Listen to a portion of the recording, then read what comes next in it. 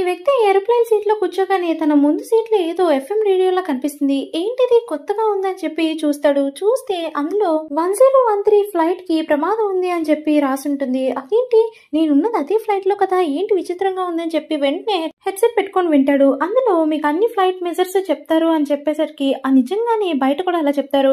అలాగే బయట జోరుగా వర్షం పడుతూ ఉంటుంది అనేసరికి అతని విండో పైకి చూస్తే నిజంగానే వర్షం పడుతూ ఉంటుంది. ఇదేంటి నిజంగానే జరుగుతుంది, ఎగ్జాక్ట్ గా ఎలా చెప్పగలుగుతున్నాడు, ఇదైనా ప్రాంక్ అయి ఉంటుందిలే అనుకుంటాడు. కానీ 10:31 కి ఎగ్జాక్ట్ గా మీ పక్కనున్న విండో సీట్ కి పక్షి వచ్చి కొడుతుంది అని చెప్తాడు. అది నిజంగానే జరగడంతో వీళ్ళు షాక్ అయిపోతాడు.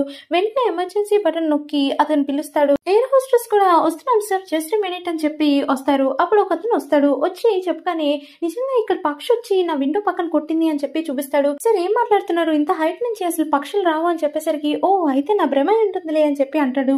ఇంతలోపే అతను వెనక్ సీట్ అతను వచ్చి సార్ నేను ఇక్కడ పైలట్ గా పనిచేశాను, ఈ దారిలో పక్షులు వచ్చి కొడుతూ ఉంటాయి అని చెప్తాడు. దాంతో అతనికి ఇదేంటి అని చెప్పి మళ్ళీ పెట్టుకొని వినడం స్టార్ట్ చేస్తాడు.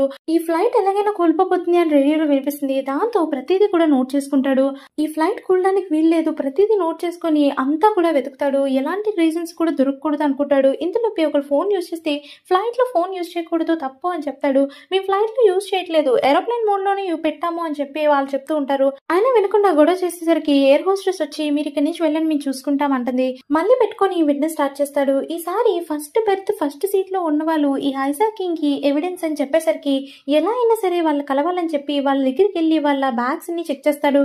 ఇంతలోపు బ్యాగ్ అతని మీద పడేసరికి అతను వచ్చి ఏంటి మేము టెర్రరిస్ట్ లా అని చెప్పి గొడవ చేస్తూ ఉంటాడు.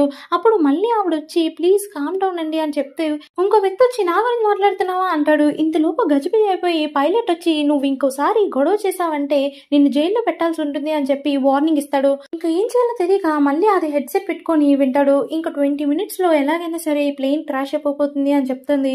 అతనికి చాలా టెన్షన్ వచ్చేస్తుంది. అప్పుడు ఇతను నేను ఎలాగో పైలట్ కదా నేను లోపలికి వెళ్ళి చూస్తానని చెప్పి నెంబర్ కొట్టి లోపలికి వెళ్తాడు. లోపలికి వెళ్లి పైలట్స్ ని కొట్టేసి అతను ఆక్సిజన్ లెవెల్స్ అన్ని కూడా ఆపేస్తారు. వీళ్ళు ఆక్సిజన్ మాస్కులు పెట్టుకుంటారు. అప్పుడు అతను చెప్తాడు నాకు ఈ లైఫ్ మీద విరక్తి వచ్చింది, అందుకని ఈ ఫ్లైట్ ని కూల్చేయబోతున్నాను అని. సబ్స్క్రైబ్.